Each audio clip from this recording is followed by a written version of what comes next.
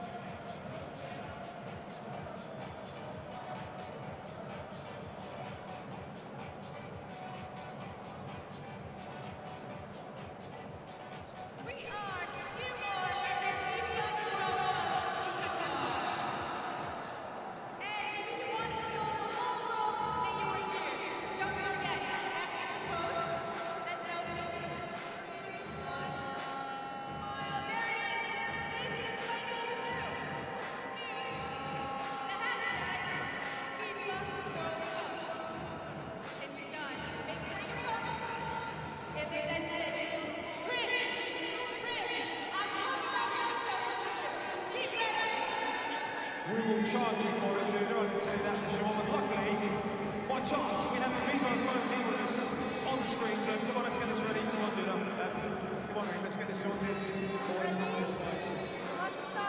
Talk amongst yourselves while we're doing this. There we go. Okay, it's not the best angle either. We'll delete that one, but it's done on the Vivo phone, which is the most important thing. So we want to see your selfies around the stadium today. Make sure you use that important hashtag FIFA World Cup to make sure that the world is seeing exactly what is going on right here inside the FIFA International Stadium.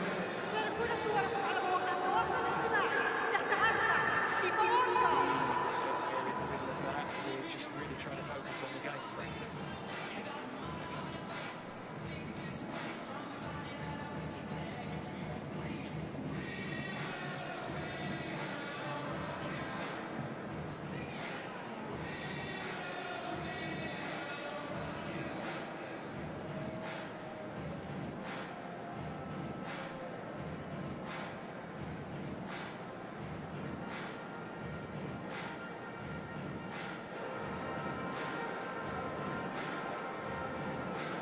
And 2021. So, we all go again, John Murray. We do, yes, and the team that Gareth Southgate has picked for this first match of this World Cup, it is a 4-3-3 system. Pickford in goal, Trippier, Stones, Maguire and Shaw, Rice, Bellingham and Mount, the midfield three, and Saka and Sterling either side of Harry Kane, who will wear this FIFA armband today, this FIFA no discrimination armband, after well, 24 hours of wrangling over which armband not only the England captain but also Gareth Bale of Wales and the other European nations who wanted to wear the One Love armband, but FIFA have insisted really that their own no discrimination armband is to be worn by all 32 captains. And reading between the lines of the statement that's been put out, the nations, the European nations, have reluctantly agreed to do that. We have talked about that in the first hour with Alan Shearer and Micah Richards, Rob Green and Matthew Upson.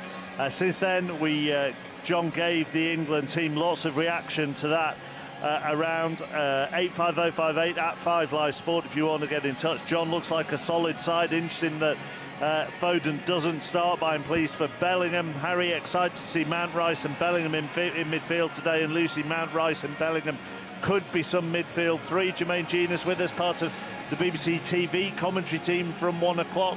Is it a midfield three that you like the look of?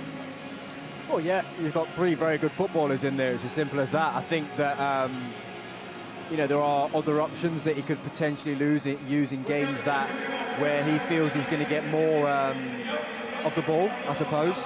But it's a safe pair of hands, I think, when you go with Mason Mount. You know that he's going to do the defensive work. You know he's going to be good from an attacking point of view. But there's no doubt there'll be moments when Maddison's fit, he might turn to him as part of that three. Grealish can play in there, Foden can play in there. So, I like the look of it, and I think it's a key component that what England have lacked in the big moments of the last couple of tournaments is that ability to hold on to the ball when needed. It cost us against Croatia, it cost us against Italy. And maybe, and Rob said this earlier about that the formations would be dictated to by the opposition rather than just England always go with the same formation. But if it's a midfield three that clicks and Rice provides the two centre-halves with extra protection, it could at least provide the base for a formation going forward. Yeah, I'm not really of the type that he should be chopping and changing it around too much anyway. I totally understand that everybody feels that we are lacking something defensively, but there's no doubt that both the individuals at centre-half, I mean, John Stones in particular is a top centre-half. Harry Maguire's had a very indifferent couple of years, but in an England shirt has been great. So, look, I just think that if we're going to go with a four, let's go with a four. Our big strength is what we have in front of us, the midfield, those attacking players. And, in the Nations League, scoring goals just didn't seem to be coming very easy to us. So I'm liking just to stick with what we've got and then adjust the personnel accordingly to whatever it is you need in that moment. So, as an example, as it gets tougher, maybe you don't have Mason Mount. Maybe you do bring Calvin Phillips in next to Declan Rice and go a little bit stronger in there. Good to know that within 2 minutes of you sitting down here, you had to sort your headphone volumes out, because you are experiencing that fact that wherever you go in the world, it doesn't matter whether you're doing Tonga against Samoa in a Rugby League World Cup quarter-final at Warrington or a game here in Qatar, PAs are unnecessarily loud. Yes, exactly that. They are. I mean, it's... we're getting closer to kick-off, aren't we, to be honest with you, but it's unnecessarily loud to the point I couldn't even hear my own voice a minute ago, so yeah, thankfully I figured it out. Don't do the obvious joke. Don't do the obvious joke. Don't. I won't. Let's hear from Gareth Southgate. I spoke to him last week. Balance was the key word that he used when he announced his squad, so I asked him whether he was looking for positional balance, experience balance, personality balance. Which one matters most? All of them, because there are so many aspects to building a team, and of course people will look for the technical qualities of the players and what they're capable of doing, but you need the psychological qualities, you need the experience, you need the human qualities that bring a group together. And I think over a period of time this group of players have found that. They've been able to generate a team spirit that has taken them a long way and has allowed their talent to flourish, and we've got to find that again in the next few weeks. Do you test players psychologically? I mean, in the same way that if you were applying for a new job, you end up doing a psychometric test or whatever it may be. We have done in the past personality profiling, probably 3 or 4 years ago, with the players, where you can have a bit of fun with them about certain characteristics that they might have, and they suddenly start to notice some of the characteristics of their teammates, and the things they dislike about them. And so that is something we did. I think those things are always interesting and a bit of fun, because you also then, as a group of staff, learn ways that players might prefer to receive information, or how they might like to be approached at certain times. So they're all part of getting to know each other a bit better, which is important for a team. And presumably you did that 3, 4, 5 years ago, as you say, because you as a manager and the squad in general were, to borrow a word from X Factor, at a different stage of your journey.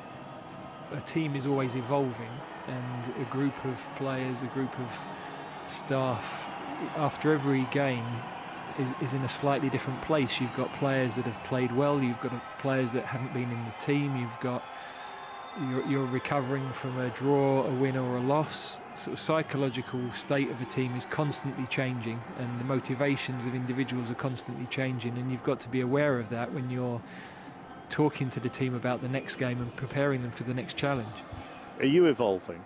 Well, you never stop learning. If we're talking about taking this role 6 years ago, and now what I've learned through that period of time, through the experiences we've had here, through courses I've been on, through books I've read, through podcasts I've listened to, through managing some of the biggest games in world football, and to be in one of the most high-profile positions in our country, then you'd be pretty dumb if you didn't learn a bit in that 6 years, really. Is part of that, though, because do you think there are different things expected of you than there were when you took the job? Well, I think expectations of the team change. We've lived through a period where there have probably been more off-the-field situations to deal with than periods I can remember in my playing career. But then maybe my managers with England did have to deal with that. It's hard for me to think back to what they might have dealt with, but it certainly feels as though there is more demand in commenting or being aware of social issues and how you might be able to influence and affect them. And I understand that, it's a role where we can make a difference, and that's part of the privilege of the job, that you can affect things in a positive way. But of course I've got to get that balance right, that people expect us to win football matches and they want to see me focusing my energy and time on that. If this was your appraisal and I asked you where you felt you needed to improve in on-field coaching, what would you say? I think you're always learning, evolving. The game is always changing slightly. You've only got to look at the style of the game in the Premier League now compared to 5 years ago and certainly 10 years ago, and tactics are constantly evolving. Formations are adapted when teams have the ball to when they don't have the ball, so you can write, a team is playing a certain tactical formation, but actually when you watch the game they might never be in that formation, because they build with one defender less, one defender pushed higher, fullbacks into midfield, whatever it might be. So you've constantly got to be aware of the adaptation to the game, and I think that's one of the challenges for every manager, head coach, whatever their title might be, is that no matter what aspect of the game it is, everybody's looking for the small details that are going to make the difference. Are England going to be on the front foot in this World Cup, or are there too many things that go into every single game for that to be too simplistic a question to answer? I think what we always want to do is, when we don't have the ball, be in position on the pitch to put pressure on the opponents as quickly as possible. In terms of being on the front foot, I think that is the moment where you show that. When you've got the ball, you've got to progress the ball up the pitch, and you've got to find the holes in the opposing defence. But I think normally when you talk about being on the front foot, it's the work off the ball that shows that. We have less time to work at that in terms of systems. So your first point is to make sure that you want to be aggressive with your defending, but the number one priority is to keep the ball out of your goal, and you've got to work up the pitch from defending your box well to try to be as aggressive as you can, but also understand the qualities of your players. Maybe some of your players are used to playing that way, and maybe some of the teams defend less aggressively and in a more compact way, and we've got to find that balance, because it also places physical demands on the players if you defend in a different manner. When you finish your training for the day and are able to, if you can, park thinking about England, and there are other games on the telly, who are you most looking forward to watching? Well, we'll be watching the teams that we're most likely to play in the early stages of the tournament. That would be a priority without a doubt. I think there are some very exciting teams. I mean, we obviously see less of the South American teams because we're normally preparing for European qualifiers, European competitions, so we want to be as up to speed as we can be on the South American teams. But the reality is when you're going into tournaments, you have to focus on getting out of the group, where we've got to think about getting the game plan right, the team right for Iran, and everything builds from that first game. He probably hasn't done a lot wrong in his England reign as manager, Jermaine, but what would you like to see more of from him? I think probably the one thing that everybody accuses him of, which is just the ability to look at a team and free them up a little bit. I think it's what England managers before him have struggled to do, though. I think where people relate that to is they look at players for their clubs and they say, well, we've got Foden, we've got Grealish, we've got all these kind of like really flamboyant players now that we've not had for a period of time. Let them go and play, let's go and score goals. And I think his mindset wants to do that, but I think a lot of the time he does think more about keeping the ball out of the back of the net rather than scoring goals. And I think with this particular group of players, there's a real opportunity there to go and play some really exciting football, which I think we saw in the second half against Germany in the Nations League. And I think something closer to that is what England fans want to watch. And John earlier was saying that he thinks the selection of Mount and Saka today in particular goes back to that performance against Germany, because when they came on, they changed the whole tempo, the whole outlook of that game. Yeah, they did. Look, I think Bukayo Saka is a starter for me in this team anyway. I think what he offers you going forward and defensively it's top. He's playing very well for his club as well. I think the Mason Mount is a quite interesting one. I think in that 45-minute display played very well. I think his season has been indifferent, if anything, but a lot of Chelsea players have had that similar experience. And it's probably one of the positions that in his mind he's flirting with. Could I have put Foden in there, and will I need someone like Foden later on down the line? But Mason Mount is a safe pair of hands that Gareth knows exactly what he's going to do. Can I just say, I think it's a good point to mention this off the back of what you're talking about and what has happened with Gareth Southgate's England team at tournaments, and also because of the criticism that he's received for what you're talking about, Jermaine, this unwillingness to be on the front foot, this perception that he's a negative manager.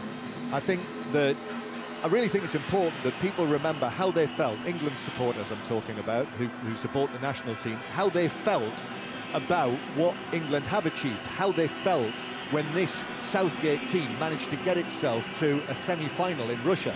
Furthest England have gone in a World Cup on foreign soil, and then back that up by reaching a final. And how they felt, whether they were at the matches, whether they were at pubs, in cafes, in clubs or bars, taking selfies with their friends who were enjoying the moment of England going a long way in tournaments. And yes, I know that people have short memories, and in the dark days of winter at home and in Europe and in qualifying campaigns, when things are a bit stodgy and things aren't going their way in the Nations League, it's a 5-minute culture, isn't it? And people forget about how they felt. Well, I would say, remember how you felt, and it's Gareth Southgate's way that achieved that success. And yes, maybe we'll find out in the next few weeks. Maybe it's run its course, but maybe it hasn't. I totally agree with you, John. I think it's perfectly put on. I also feel that this particular tournament is like a culmination of everything that Gareth Southgate has already put in place. Because if you remember, his whole message for everybody was he wanted to create a club environment.